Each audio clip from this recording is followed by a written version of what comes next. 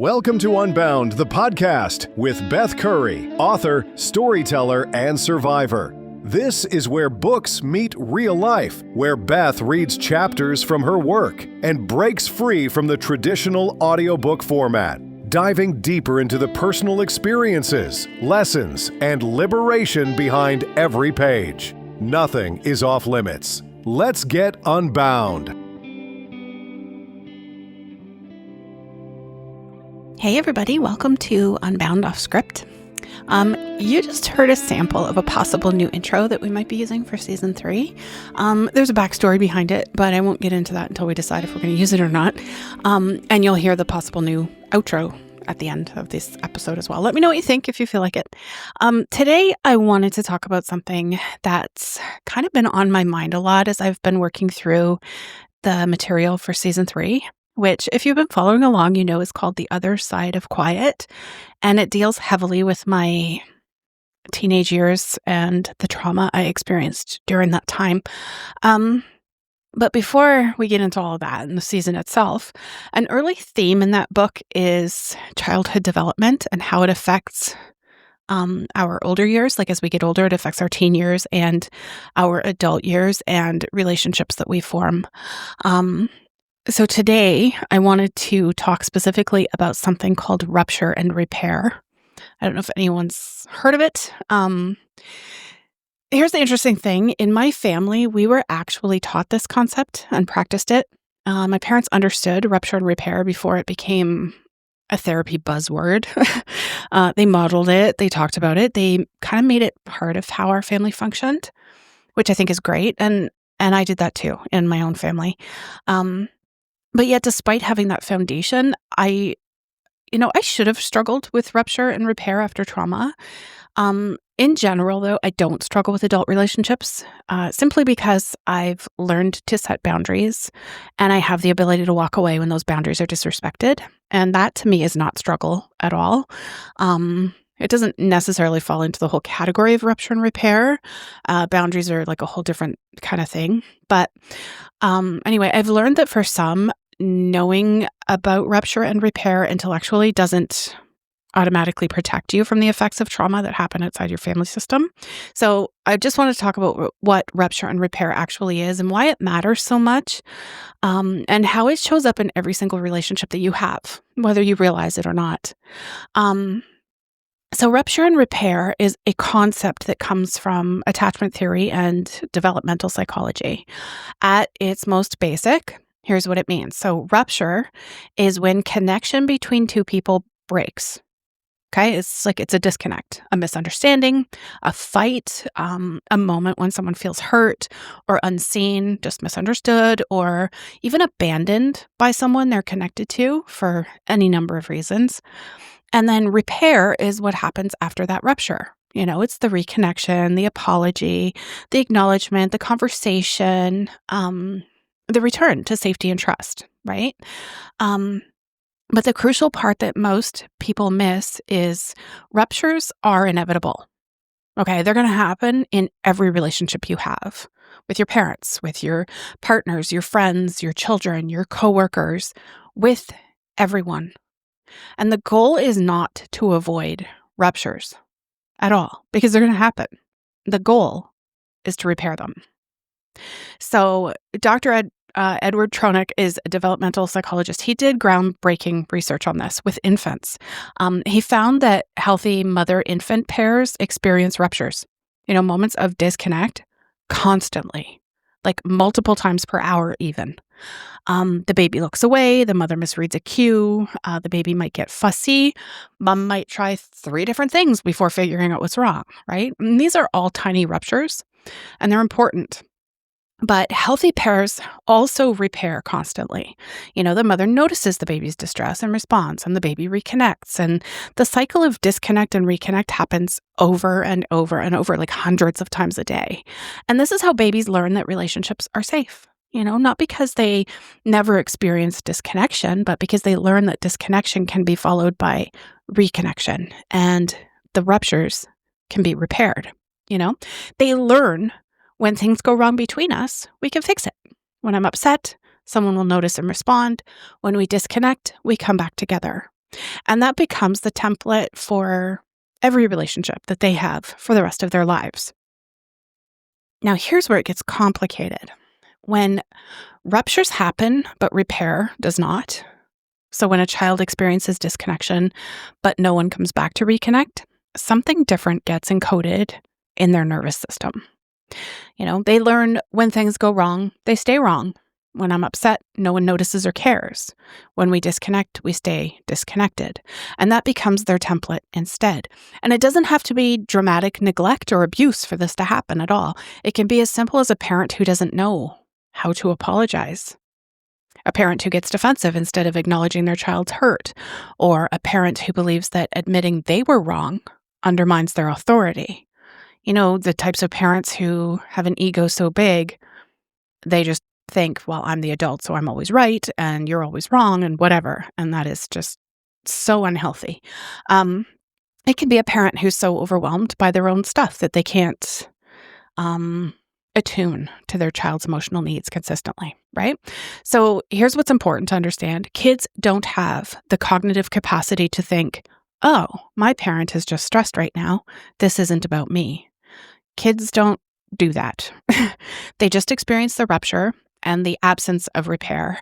And their nervous system kind of files that away as this is how relationships work. When there's conflict, there's no resolution. When there's hurt, there's no healing, right? Research has shown that repeated ruptures without repair literally can change how a child's brain develops. And it affects their ability to regulate their emotions as well and trust others and form more secure attachments later in life, right? So they develop what's called an insecure attachment style, which is pretty much just a fancy way of saying they learned that relationships aren't consistently safe or reliable. And then they carry that into every relationship that they have as adults. There's another version of this that doesn't get talked about nearly enough, in my opinion. Some families don't just struggle with repair. They don't allow rupture at all. And these families, where everything is supposed to be calm and pleasant and controlled, and there's no fighting, and there's no raised voices, and there's no conflict, and there's no mess, and there's no fuss. On the surface, it can look healthy, peaceful even, but what's actually happening is that rupture is being avoided or suppressed or denied altogether. In these families, disagreement of any kind feels dangerous. Anger feels unacceptable. Hurt feelings are minimized or reframed as overreactions. The unspoken rule basically is, we don't do conflict here. So children growing up in these environments don't learn rupture and repair because there's nothing to repair. They learn something else instead. They learn that connection depends on keeping things smooth all day, every day, 24/7. That love is conditional on harmony. That expressing frustration, anger, or disappointment risks destabilizing the entire system, right? And because of that, they never get to see what healthy conflict looks like. They never see two people disagree and then come back together.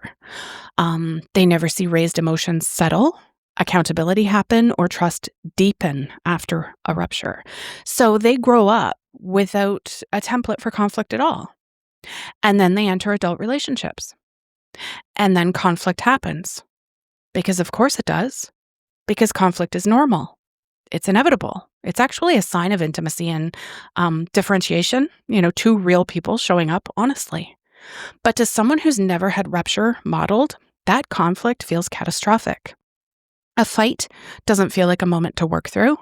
It feels like evidence that the relationship is broken or unhealthy or defective or too hard. They might think this shouldn't be this way. If we were really compatible, we wouldn't fight. Something must be wrong.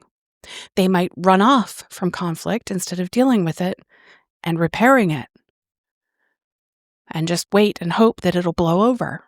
This is all very, very unhealthy. So instead of leaning into repair, they panic. They withdraw, they shut down, they emotionally exit, or they leave the relationship entirely.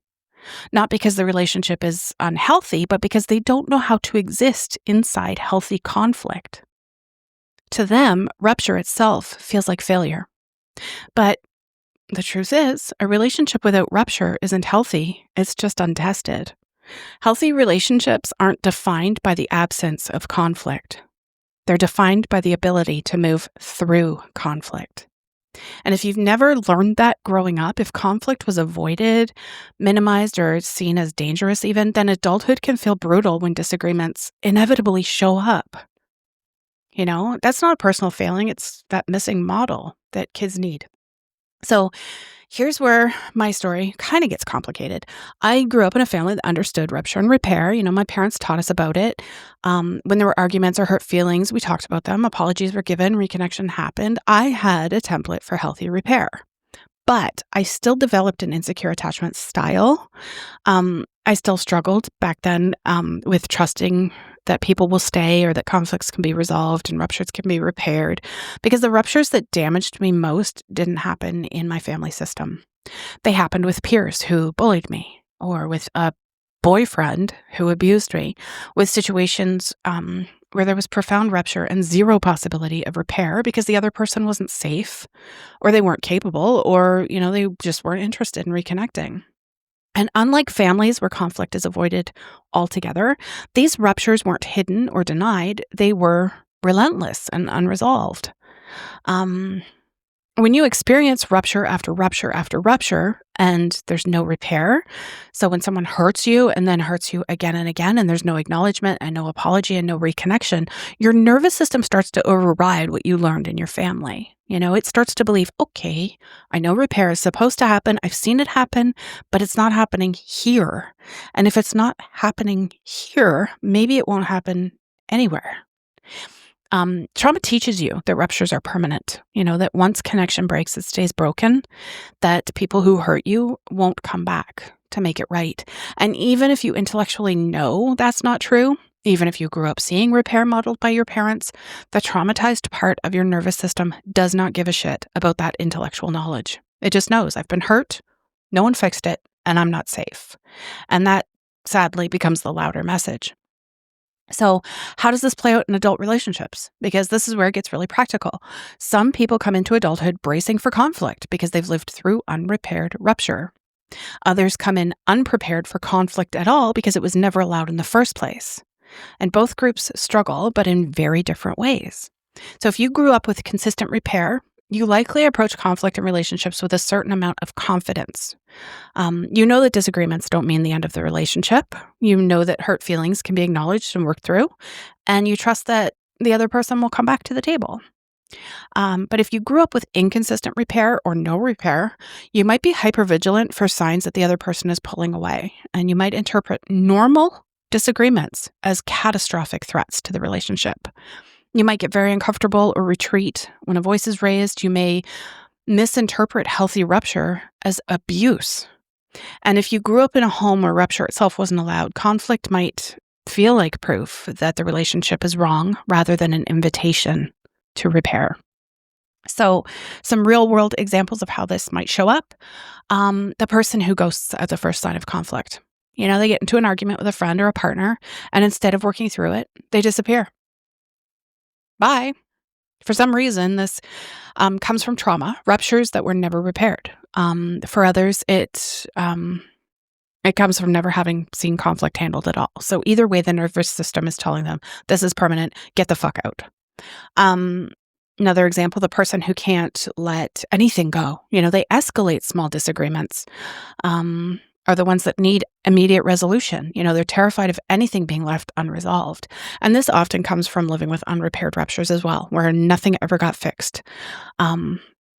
There's the person who apologizes for everything. They overfunction in conflict. They take responsibility for everything because somewhere along the way, they learned that connection depends on them keeping things smooth. There's also the person who never apologizes. They get defensive, they deflect, they avoid accountability. Sometimes repair, or sometimes because repair was never modeled, or sometimes because rupture was punished. In those families where they didn't want it, they wanted quiet in the house and, couldn't do anything. And then there's the person who pushes people away when they get close. They create distance right when intimacy deepens, because whether conflict was traumatic or forbidden, their nervous system learned that connection leads to danger. And that can happen too in people who've been super burned by people in past relationships and stuff. They refuse to get close to people because they're just convinced, well, that person told me they loved me too, and they left me. So how am I supposed to believe that you love me and you're not going to leave me? I've actually seen this very recently. And yeah, got to work on that with your partner if your partner is afraid. So yeah, those are like 5 examples. I think it was 5 examples. Do you see yourself in any of these? Does this happen? So what I want you to know, even if you didn't learn healthy rupture and repair as a child, you can learn it now. Even if conflict was terrifying, or if it was forbidden, or if it was never repaired, your nervous system is not permanently broken. Attachment styles can shift, patterns can change, but it does require a few things. First thing is like that awareness. You want to notice what conflict feels like in your body. Does it feel like panic or shame or urgency? Does it give you an urge to flee? That reaction kind of tells a story. You also need safe people to practice with. You need relationships where conflict isn't avoided and it isn't weaponized, where rupture is allowed and repair is possible. So this is my own personal experience that I just made reference to a couple minutes ago. Done that, helping this person along. The willingness to stay in discomfort. That's a big thing too. Repair requires staying present when every instinct says to leave or shut down.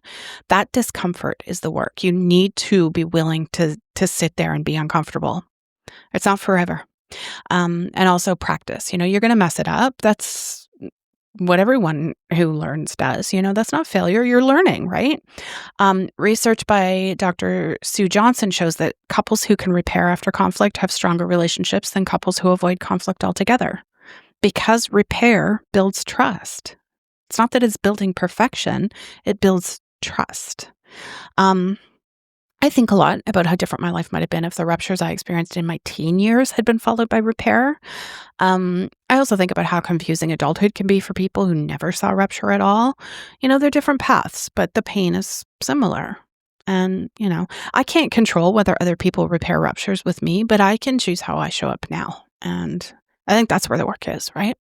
If you're listening to this and you're recognizing your own patterns around rupture and repair, you're not broken. You're just responding to what you learned or what you didn't get to see. But now you can learn something different, and you should. So that's it. Thank you so much for listening. Oh, by the way, I'm doing a giveaway for an Amazon gift card. And all you have to do is look at the show notes, the show notes, for the info. And the password is donkey. Don't post that anywhere, though. Donkey. That's proof you've heard the show and you've earned your entry. Bonus entries are available too. Just check the contest info in the show notes. The info's there. It's easy. No biggie. Donkey. My podcast will always be free, but if you want to support production costs so I can make the show even better down the road, all support and contact info is in the show notes. And you can join the Facebook group to continue the conversation. If you're not there already, I will see you in the next episode. Thanks for listening to Unbound with Beth Curry. Join the conversation in the Facebook group or visit author-bethcurry.com. Want to support the show? Head to ko-fi.com/unbound podcast. Until next time, stay unbound.